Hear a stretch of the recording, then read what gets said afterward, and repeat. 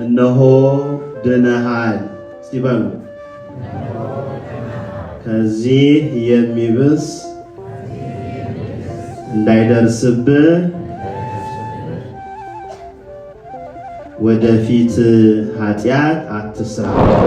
ቅድስት ቤተክርስቲያናችን የሊቃውንቱ ፊት መሰረት የምናከብረው ከዛሬው ቀን ጀምሮ ያሉ ተከታታይ ቀናት ስለ መጻጉዕ የሚወሳበት ነው። አራተኛው ሳምንት ምን ተብሎ ይጠራል? መጻጉዕ ተብሎ ይጠራል። በዚያ የ38 ዓመቱ የአልጋ ቁራኛ የደዌ ዳኛ ሆኖ የመተኛቱ ምክንያት ኃጢአት ነው ይላሉ። ተነሳ አልጋህን ተሸከምና ተመላለስ አለው። የዛን ጊዜ ምንም አላንገራገረም። ተነሳና እንደ ጌታው ቃል ተመላለሰ።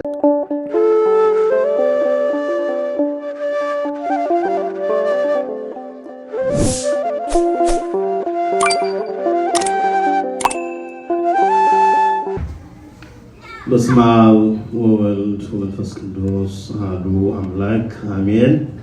የተወደዳችሁ የእግዚአብሔር ቤተሰቦች፣ የእመቤታችን የቅድስተ ቅዱሳን የንጽሕተ ንጹሐን የማምላክ የቅድስት ድንግል ማርያም የአስራትና ያደራ ልጆች፣ የሰማዕቷ የቅድስት አርሴማ ባለሟሎች፣ የቅዱሳን ወዳጆች፣ ክቡራን ሊቃውንተ ቤተክርስቲያን፣ ክቡር አባታችን መላከ ሰላም መምህር ክብሩ አርጋው የአንቀጸ ብርሃን ልደታ ለማርያም ቅድስት አርሴማ ቤተክርስቲያን ዋና አስተዳዳሪ፣ ክቡር አባታችን ቆሞስ አባ ኤፍሬም መላከ ሰላም በቅዳሴው ስነ ስርዓት ሲያገለግሉን የቆዩ እንዲሁም የተወደዳችሁ የእግዚአብሔር ሰዎች ወንድሞች፣ ዲያቆናት፣ በቅድስት ቤተልሔም አገልግሎት የምትደክሙ በቅድስተ ቅዱሳኑ የምትደክሙ የምታገለግሉ ወንድሞቼ፣ የእግዚአብሔር ቤተሰቦች፣ ማህበረ ምዕመናን፣ አባቶች፣ እናቶች፣ ወንድሞችና እህቶች እንዲሁም ሕፃናት እንደምን ሰነበታችሁ? እንደምን አደራችሁ? እንደምን እስከዚህ ሰዓት ደረሳችሁ? አሜን። ምስጋና የባህሪ ገንዘቡ የሆነ ቅዱስ እግዚአብሔር አምላካችን በእድሜያችን ላይ ይችን ቀን ጨምሮ ስለሰጠን ስሙ ከአጽናፍ እስከ አጽናፍ ከምድር እስከ ሰማይ የከበረና የተመሰገነ ይሁን። በዮሐንስ ወንጌል ምዕራፍ 5 ከቁጥር 14 ላይ ያለውን ሕያው የእግዚአብሔር ቃል መነሻ በማድረግ አጠር ላሉ ደቂቃዎች እንማራለን። እነሆ ድነሃል ሲበሉ ከዚህ የሚብስ እንዳይደርስብህ ወደፊት ኃጢአት አትስራ። ይህንን ቃል የተናገረው ጌታችን መድኃኒታችን ኢየሱስ ክርስቶስ በዛሬው ዕለት በቅዱስ ያሬድ አሰያየም በቅድስት ቤተክርስቲያናችን የሊቃውንቱ ፊት መሰረት የምናከብረው ከዛሬው ቀን ጀምሮ ያሉ ተከታታይ ቀናት ስለ መጻጉዕ የሚወሳበት ነው። አብይ ጾምን በ8 ሳምንታት ቅድስት ቤተክርስቲያን ከፍላ ታስተምራለች። የመጀመሪያው አካላዊ ቃል ኢየሱስ ክርስቶስ ከሰማየ ሰማያት የመውረዱን ምስጢር የተነጋገርንበት ዘወረደ ተብሎ ይጠራል። በባህሪው ቅዱስ የሆነውን ቅዱስ እግዚአብሔርን በጸጋ ቅድስና ያገኙትን ቅዱሳንን ደግሞ ነገረ ዜናቸውን የተነጋገርንበት ስለ ቅድስት ሰንበት ስለ ቅዱሳን ሁሉ የተማርንበት ሁለተኛው ሰንበት ቅድስት ተብሎ ይጠራል። ሶስተኛው ሰንበት ጌታችን መድኃኒታችን ኢየሱስ ክርስቶስ ወደ ሶስተኛው ሰንበት ምንድነው ተብሎ የሚጠራው? ምኩራብ። ወደ ምኩራብ ሄዶ ቤቱን ያጸዳበት ቤተ ያሳ ቤተ ጸሎት ትሰማይ ቤቴ የጸሎት ቤት ትባላለች ተብሎ በልበ አምላክ ቅዱስ ዳዊት የተነገረውን ቃል ያጸናበት፣ ቤቱን ያጸራበት፣ ሻጮችን ያባረረበት፣ ቤቱን ያጎደፉትን ያስተማረበት ዕለት ነው እና ያን ሳምንት ሶስተኛውን ምኩራብ ብለን ጠርተነዋል። አራተኛው ሳምንት ምን ተብሎ ይጠራል? መጻጉዕ ተብሎ ይጠራል። መጻጉዕ የሚለው ያው የግዕዝ ቃል ነው። ድዌ በሽተኛ ሰው ማለት ነው። ታማሚ ሰው ማለት ነው። እንግዲህ በሽታ በተለያየ መንገድ ሊመጣ ይችላል። ከዮሐንስ ወንጌል ምዕራፍ 5 ከቁጥር 1 እስከ 18 ባለው ላይ መሰረታዊ ቁም ነገሩን እዛ ላይ እናገኘዋለን። መጽሐፉ ሲጀምር ከዚህ በኋላ የአይሁድ በዓል ነበረ፣ ኢየሱስም ወደ ኢየሩሳሌም ወጣ ይላል። እንግዲህ ጌታችን መድኃኒታችን ኢየሱስ ክርስቶስ በአደባባይ ማስተማር የጀመረው ገቢረ ተአምራቱንም መፈጸም የጀመረው በአደባባይ ዕድሜው 30 ከሆነ በኋላ ነው። በ30 ዘመኑ በዮርዳኖስ ወንዝ ተጠመቀ። ሳይውል ሳያድር ወደ ገዳመ ቆሮንቶስ ሄደ። ተመልሶ ሲመጣ የመጀመሪያውን ታምራት ያደረገው በቃና ዘገሊላ ነበረ። ይህንንም በዮሐንስ ወንጌል ምዕራፍ ስንት ላይ እናገኛለን? ምዕራፍ 2 ላይ እናገኛለን። እንግዲህ ይህንን መጽሐፍ ወይም ይህንን ታሪክ የጻፈልን ፍቁረ እግዚእ የጌታ ወዳጅ ተብሎ የተጠራው ዮሐንስ ወልደ ነጎድጓድ ነው። የዘብዴዎስ ልጆች ተብለው ከተጠሩት መካከል አንዱ ዮሐንስ ነው ይህንን ታሪክ የተረከልን። የዮሐንስን ወንጌል በሁለት ከፍለን ማየት እንችላለን። የመጀመሪያው ከምዕራፍ 1 እስከ ምዕራፍ 12 ነው። ቀጥሎ ያለው ከምዕራፍ 13 እስከ ምዕራፍ 21 ድረስ ነው። የዮሐንስ ወንጌል 21 ምዕራፎች አሉት። በእነዚህ ምዕራፎች ውስጥ በመጀመሪያው ከምዕራፍ 1 እስከ ምዕራፍ 12 ድረስ በአደባባይ ያደረጋቸውን በውጪ ያደረጋቸውን ታምራት እናገኛለን። በሰገነት ወይም በቤት ውስጥ ያደረጋቸውን ታምራት ከምዕራፍ 13 እስከ ምዕራፍ 21 ላይ እናገኛለን። ታዲያ የመጀመሪያው ታምራት በቃና ዘገሊላ ውሃውን ወደ ፍጹም ወይን ጠጅ የመቀየሩ ታምራት ነው።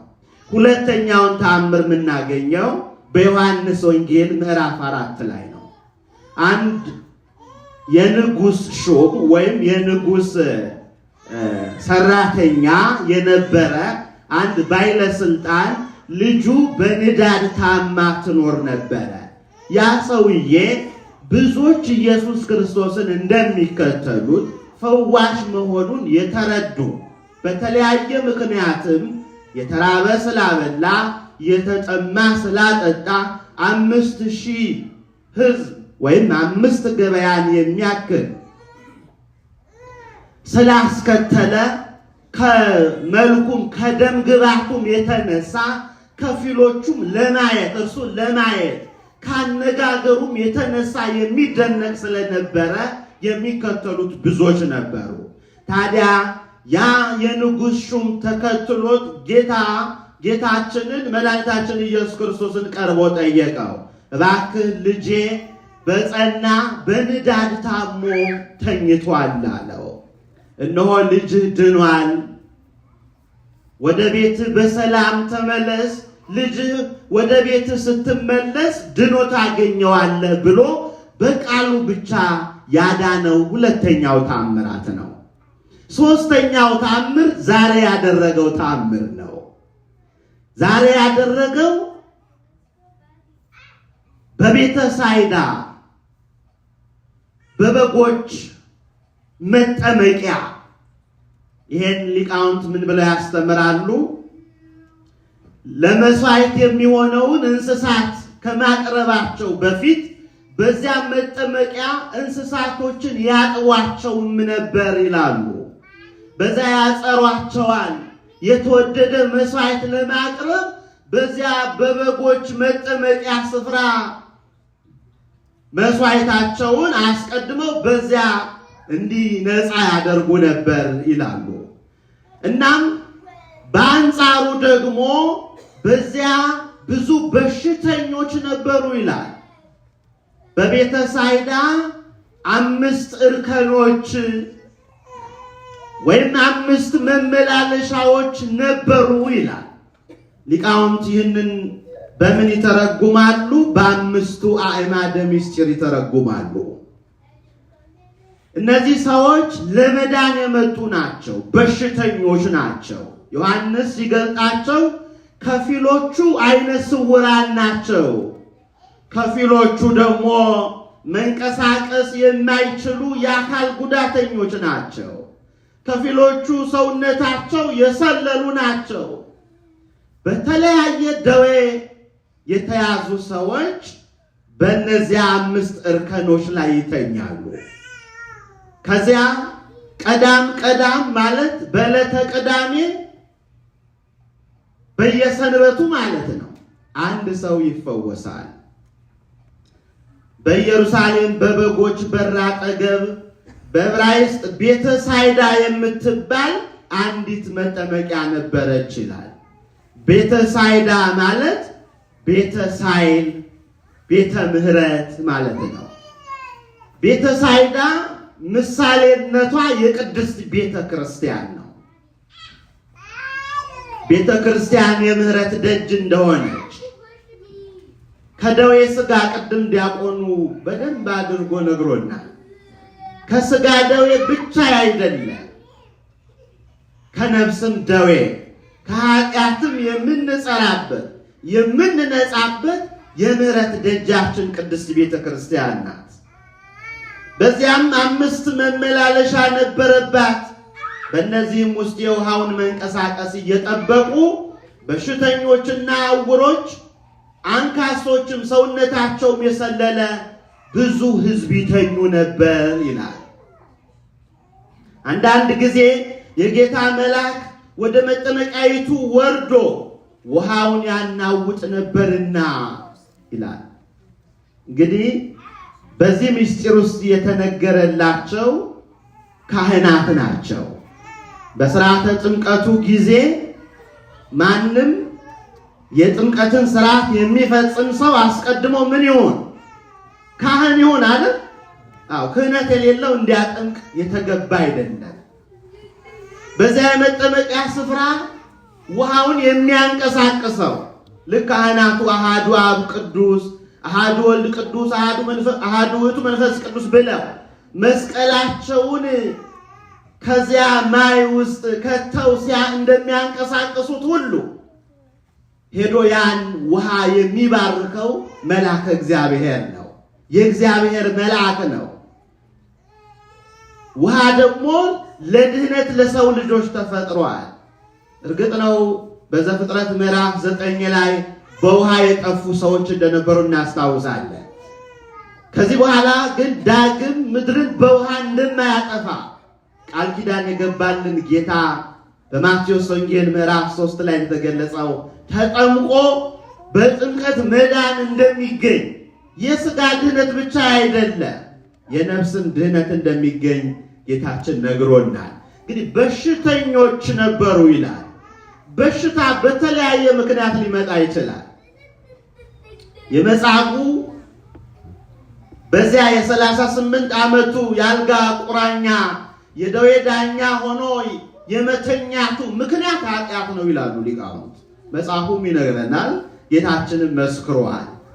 ከዚህ የባሰ እንዳይገጥምህ ደግመህ ኃጢአት አትስራ ብሎታል። ከኃጢአት ከሚመጣ ደዌ እግዚአብሔር ሁላችንም ይሰውራል። አዎ፣ በተለያየ ምክንያት ግን ደዌ ሰው ሊያዝ ይችላል። ሁሉን በሽታ ግን ከኃጢአት የሚያያይዙ ሞኞች ወይም ሰውን የሚያሳስቱ ሰዎች ደግሞ አሉ። ደዌ ከተለያየ ምክንያት ሊመጣ ይችላል። ለምሳሌ የቅዱስ ጳውሎስ ደቀ መዝሙሩ ከነበሩት መካከል ከቅዱሳን አርድእት መካከል ቁጥሩ የሆነው ቅዱስ ጢሞቴዎስ ይታመም ነበረ።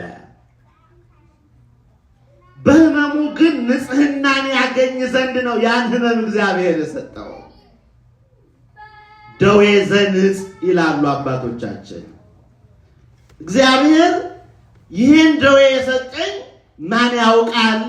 ወደ ክፉ ስፍራ እንዳልሄድ፣ በደል እንዳልሰራ፣ አምላኬን እንዳልረሳው፣ ሁልጊዜ እሱን እያሰብኩ እንድኖር ሰጥቶኝ ሊሆን ይችላል ብለንም አንዳንዴ ልናስብ ይገባል።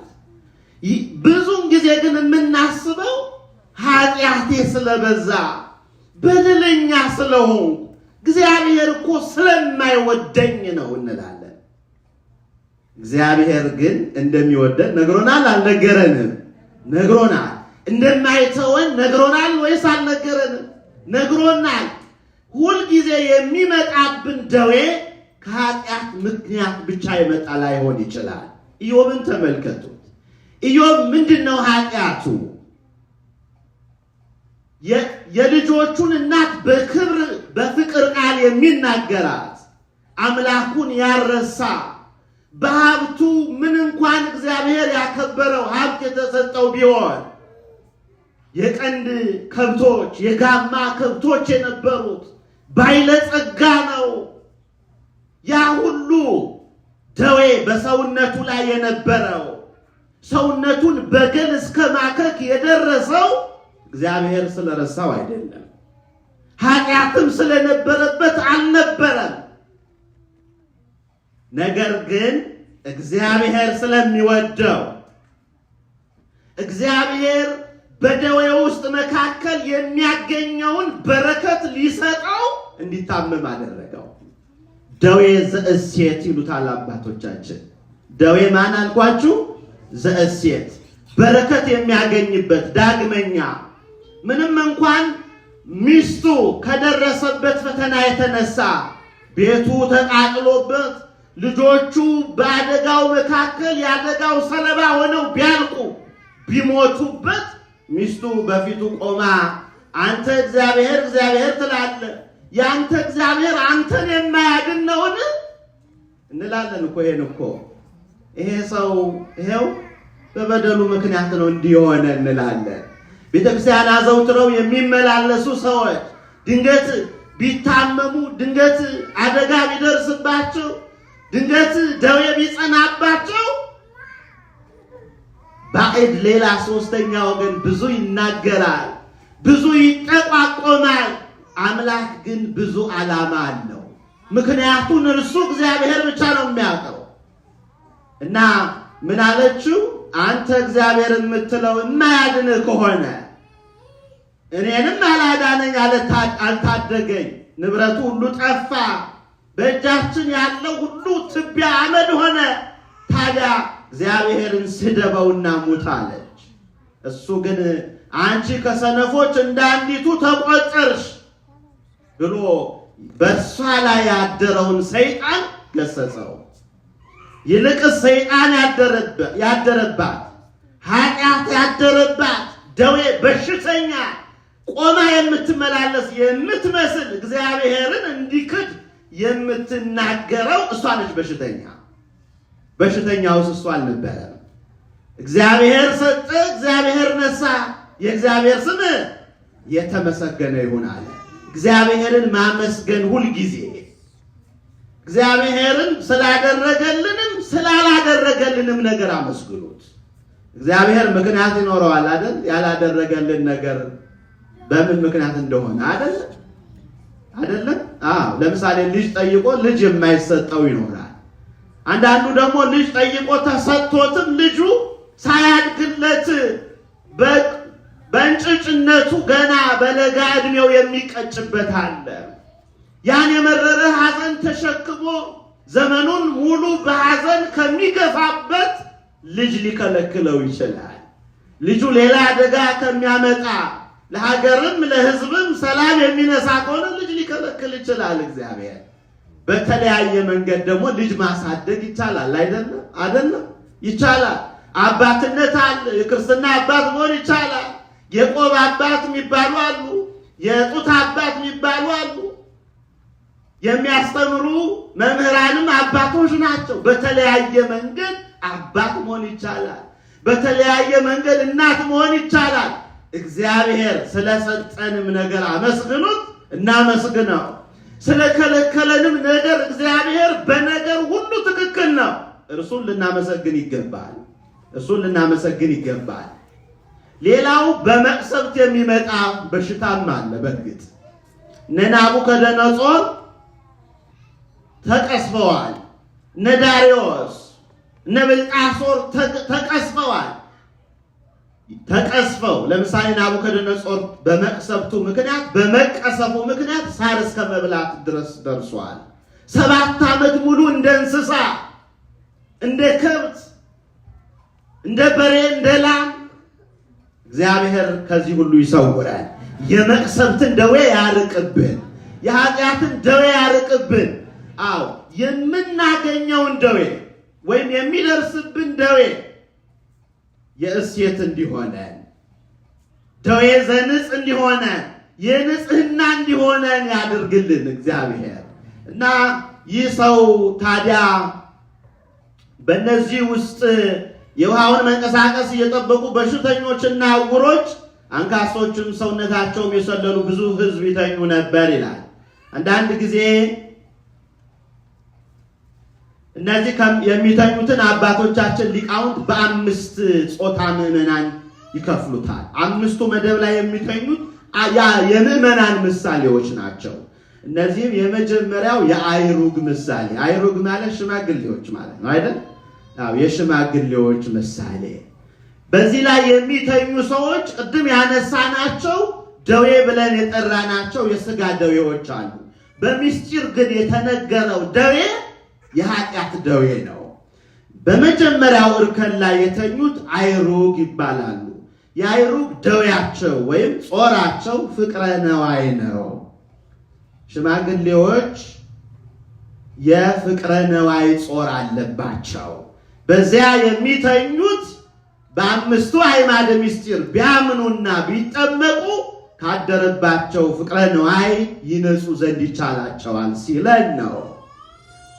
ለምንድን ነው ፍቅረ ነዋይ አይሩግ ላይ የሚጸናው? ይታወቃል። እድሜያቸው ከገፋ በኋላ እንደ ወጣትነት ዘመናቸው ወጥተው ወርደው ገንዘብ መሰብሰብ ስለማይችሉ ባሉት በእጃቸው በያዙት ገንዘብ የሚመኩ ይሆናሉ። የሚመካ በማን ይመካ ይላል? ግን በእግዚአብሔር ይመካ። ምንም እንኳን እግዚአብሔር የሰጠን ጥቂትም ብትሆን ብዙን ጊዜ ስለ አስራት በኩራት፣ ስለ አባልነት፣ ዕጣን ዘቢብ ይህንን አቅርቡ እየተባለ ይነገራል። በፍቅረ ነዋይ ከተያዘን፣ ፍቅረ ነዋይ በልቦናችን ካደረ በሰጠን ቁጥር የሚጎልብን ይመስለናል። ስጡ ይሰጣችኋል ተብሏል። ግን አይደል? በማቴዎስ ወንጌል ምዕራፍ 7 ላይ ስጡ ይሰጣችኋል፣ አንኳኩ ይከፈትላችኋል ተብሏል። እግዚአብሔር ከእንዲህ አይነት ጾር ሁላችንም ይሰውራል። ስለ ገንዘብ መውደድ ሚስቱን የሚፈታ፣ ስለ ገንዘብ መውደድ ትዳሩን የሚፈታ ስንት አረጋዊ አለ። ትዳሩን የማያከብር አረጋዊ አለ። እግዚአብሔር ከዚህ ይሰውራል። ሁለተኛው ወራዞት ይባላል። ወራዞት ማለት ወጣቶች ማለት ነው። ያው የወራዞት ጾራቸው ዝሙት ነው አይደል? የወጣቶች የልጆቻችን በወጣትነት የእድሜ ክልል ውስጥ በተለይም ከ18 ዓመት እስከ 29 እስከ 35 ዓመት ያሉ ወጣቶች የወንዶችም የሴቶችም ትልቁ ጾር ምንድነው? ዝሙት ነው። ልጆቻችን የተለያየ ነገር ስልኮቻቸው ላይ ይዳብሳሉ፣ ያያሉ። ቫይራል የሆኑ ቪዲዮዎች ታዩ ይሆናል፣ ድምጾችን ታዩ ይሆናል። ቤተሰብ ፓረንታል ኮንትሮል የሚባል አለ። ልጆቻቸውን ብራውዚንግ ሂስትሪያቸውን ምን እያደረጉ እንደቆዩ ቼክ የሚያደርጉ ወላጆች፣ ስለ ልጆቻቸው የሚገዳቸው እያንዳንዱን እንቅስቃሴያቸውን የሚከታተሉ ወላጆች አሉ። እግዚአብሔር የህሊና ሰላም ስለ ልጆቻችሁ ይስጣችሁ። የህሊና ሰላም እንዳይኖረን የምንደረግበት ጊዜ ላይ ስላለ ልጆቻችን በዝሙት ያውም ወንድ ከወንድ ጋር ሴት ከሴት ጋር ያልተገባ ግንኙነት፣ ያልተገባ ሐሳብ፣ ራስን የማጥፋት ሐሳብ እስከ መድረስ የሚገቡት ከዝሙት ጾር የተነሳ ነው። ሶስተኛው የአንስት ነው። የአንስት ጾር ትውዝፍት ወይም የምንዝር ጌጦች ናቸው። የሴቶች ጾር ማለት ነው። እንግዲህ በእርግጥ በቤተክርስቲያናችን ስርዓት የተፈቀደልን ራስን በተገቢውና በመጠን ማስዋብ የተፈቀደ ነው። ከሚገባው በላይ ግን ለምሳሌ ሌላውን ብዙውን ሕዝብ የሚረብሽ ብዙ ሰው የሚረብሽ አይነት ማጋጌጥ በቤተክርስቲያን የተፈቀደ አይደለም። ከዚህም እግዚአብሔር ልጆቻችን ይሰውርልን። አንዳንድ ነገሮችን እንላለን፣ በሚስጢር እነግራለን፣ በአደባባይ እንነግረዋለን፣ ማንነግረዋለን። ስለ ልጆቻችን ተጠንቅቀን ለምሳሌ ማድረግ የሚገባን አለ። ሁሉን ቦታ በሳስተን ወርቅ ብንከትበት ምንድን ነው ጥቅሙ? ቦታ አለው አይደል? ወግ አለው፣ ስርዓት መልክ አለው አይደል?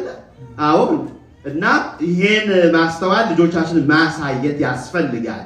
በምንዝር ጌጦች እያጋጌጡ ፈተና ውስጥ እንዳይገቡ ማለት ነው። ሌላው የካህናትና የመነኮሳት ነው። እንግዲህ ይሄንን ማናልፈው የካህናት ፈተና ትዕቢት ነው። ዕውቀታችን ረቂቅ፣ ዕውቀታችን ምጡቅ ረቂቅ ነው በሚል በተለያየ መንገድ የምናገኘው ዕውቀት ሊኖር ይችላል። በንባብ ቤት፣ በዜማ ቤት፣ በትርጓሜ መጻሕፍት ቤት ያገኘነው ትምህርት ሊኖር ይችላል። ነገር ግን ቅድስት ቤተክርስቲያንን በትሕትና የሚያገለግሉ እንዳሉ ሁሉ በዕውቀታቸው የሚመኩ ትዕቢተኞችም አሉ። እግዚአብሔር ከትዕቢት ሁላችንም ይሰውራል። ትሕትና ክብረትን ትቀድማለች ይላል ጠቢቡ ሰለሞን። ክብርን ለማግኘት ትሑት መሆን ያስፈልጋል። ጌታችን ጌታ ሆኖ ፈጣሪ ሆኖ አስቡት እስቲ፣ ፈጣሪ ሆኖ ግን በትሕትና ዝቅ ብሎ የደቀ መዛሙርቱን እግር ያጥብ ነበረ። ይህንን ሰውዬ እንኳን ሲያነጋግረው በትሕትና ነው፣ በትዕቢት አልተናገረው። ልትድን ትወዳለህ ወይ አለው። አዎን አላለም። ወዲያው ልድን ወድ ነበረ፣ ነገር ግን የሚራዳኝ ሰው የለም። ውሃው በሚንቀሳቀስ ሰዓት ቀድሞ የገባ ይፈወሳል፣ እኔ ግን ሰው የለኝም አለው። አልጋህን ተነሳ፣ አልጋህን ተሸከምና ተመላለስ አለው። የዛን ጊዜ ምንም አላንገራገረም፣ ተነሳና እንደ ጌታው ቃል ተመላለሰ። ዛሬም አባቶቻችን ካህናት በትሕትና የሚያገለግሉ በተለያየ ሀብት የተካኑ አባቶቻችን አሉ። እግዚአብሔር እንደዚህ አይነት አባቶችን አያሳጣብን። የመጨረሻው የመነኮሳት ነው፣ ስስት ነው። የመነኮሳት ፈተና ስስት ነው። እነሱ እንደ ምድራውያን እንደ ዓለማውያን እንደፈለጉ ወጥተው ወርደው ገንዘብ መሰብሰብ አርሰው መኖር ስለማይችሉ በእጃቸው ያለ ገንዘብ ያሳሳቸዋል እና ስስትም የእህሉ ውሃው የብዕሉ የሁሉም ነገር በስስት ጾር ውስጥ የመያዝ እድላቸው በጣም የሰፋ ነው። ስለዚህ ከዚህም እግዚአብሔር መነኮሳት እውነተኛ መነኮሳትን ከዚህ ይሰውርልን። ሐሰተኛ መነኮሳት ደግሞ አሉ የታወቁ በየቤቱ የብዙ መበለቶችን መቀነት የሚያስፈቱ እንዲህ እናደርግልሻለን፣ እንዲህ አደርግልሻለሁ፣ እንዲህ ይደረግልሻል በማለት የብዙውን ትዳር የፈቱ ብዙ መነኮሳትም ደግሞ አሉ። ከዚህ እግዚአብሔር ቅዱስ ቤተክርስቲያንን እና ማህበረሰባችን ይጠብቅልን። ይሄ ሁሉ ጾም አለ። በአምስቱ ጾታ ምዕመናን የተመሰሉት እነዚህ ናቸው እና ጌታችን ይህንን ቃል ከተናገረው በኋላ ምን ይላል? አልጋህን ተሸክመ ሂድ ያለህ ማን ነው ብለው ጠየቁት። እርሱ አልጋውን ተሸክሞ ሲመላለስ አግኝተው አይሁድ ናቸው። ሰው ሲቀናው በለስ ሲቀናው ብዙ ነገር ሲደረግለት ደስተኛ ይሆናል፣ የማይሆናል። አይሁዳውያን በዚህ ደስተኞች አይደሉም። ስለ ሕጋቸውም ብቻ አይደለም እና ስለ ሕጋቸው ግን ያነሱት ምንድነው? ጌታችን ተከሶ በአይሁድ አደባባይ እና እንዲሰቀል የሆነበት ሁለት ምክንያቶች አሉ። አንደኛው በሰንበት ድውያንን ፈውሷል ነው። ሁለተኛው ራሱን ከአምላክ ጋር ያስተካክላል ብለው ነበረ። እርሱ ታዲያ ማን ነው ይህንን ያደረገልን? ማን ነው አልጋህን እንድትሸከም ያደረገ ሲሉት ያዳነኝ ነው አላውቀውም አለው። ተመለከታችሁ? ታሞ የተነሳ እግዚአብሔርን ረሳ የሚባለው እንዲህ አይነቱን ነው። በእውነት ሁልጊዜ ስለ እግዚአብሔር ነገር ተናገሩ። ለልጆቻችሁ ስላደረገላችሁ ነገር ለልጆቻችሁ ተናገሩ። ለትውልዱ ንገሩ። ለዘመዶቻችሁ ንገሩ። ለሕዝብና ለአሕዛብ እግዚአብሔር ስላደረገላችሁ በሕይወታችሁ ገና እርጅና እስኪመጣ መጽሐፍ እስክትጽፉ አትጠብቁ። ኢንተርቪው እስከምትጋበዙ አትጠብቁ። እግዚአብሔር ያደረገላችሁን ነገር ዕለት ዕለት ተናገሩ። ያን ጊዜ እግዚአብሔር ጥቂቱ ላይ ይጨምርላችኋል እና ኋላ ኢየሱስ ክርስቶስ አገኘው ዳግም ኃጢአት አትስራ ያለው ያን ጊዜ ነው።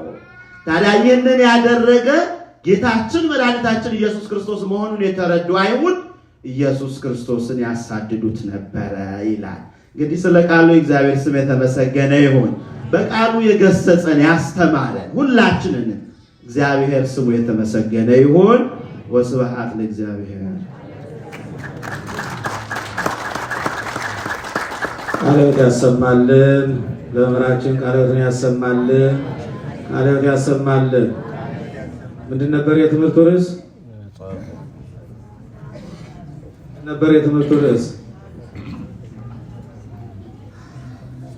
ረስተነዋል እንዴ? ወምዝ ዳግመ ኢተአብስ፣ ሁለተኛ ኃጢአት አትስራ ወይም ሁለተኛ አትበድል። የትምህርታችን ርዕስ ይህ ነው። ይህ ቃል ለእያንዳንዳችን የሚነገር ቃል ነው። ሁለተኛ አትበድሉ ይላል እግዚአብሔር። እግዚአብሔርን ስንት ጊዜ በድለነዋል? ስንት ጊዜ እድል ተሰጥቶናል? ከሕፃንነታችን ጀምሮ በየቀኑ በየደቂቃው በየሰዓቱ እንበድለዋለን። እሱ ግን ኃጢአትን የማይቆጥር በደልን የማይመለከት በየጊዜው አዲስ እድል የሚሰጠን አዲስ የመዳን ተስፋ የሚሰጠን ልጆች ሁለተኛ አትበድሉ እያለ በምሕረቱ የጠበቀን አምላካችን ነው። ስለዚህ ይህ ቃል ለእኛም ጭምር ነው። ሁለተኛ አትበድሉ ተብለናል። በእውነቱ ከበደል ከርኩሰት ከኃጢአት ተጠብቀን እግዚአብሔር የሰጠንን ዕድሜ ተጠቅመንበት ንስሐ ገብተን ሥጋውን ደግሞ ተቀብለን የመንግሥቱ ወራሾች እንድንሆን አምላካችን እግዚአብሔር በቸርነቱ ይርዳን። ይህን ዕድል የሰጠን ከነ ኃጢአታችን የተሸከመን ይቅር ያለን አምላካችን እግዚአብሔር ስሙ የተመሰገነ ይሁን። በድጋሚ ለመምህራችን ቃልዎት ያሰማልን።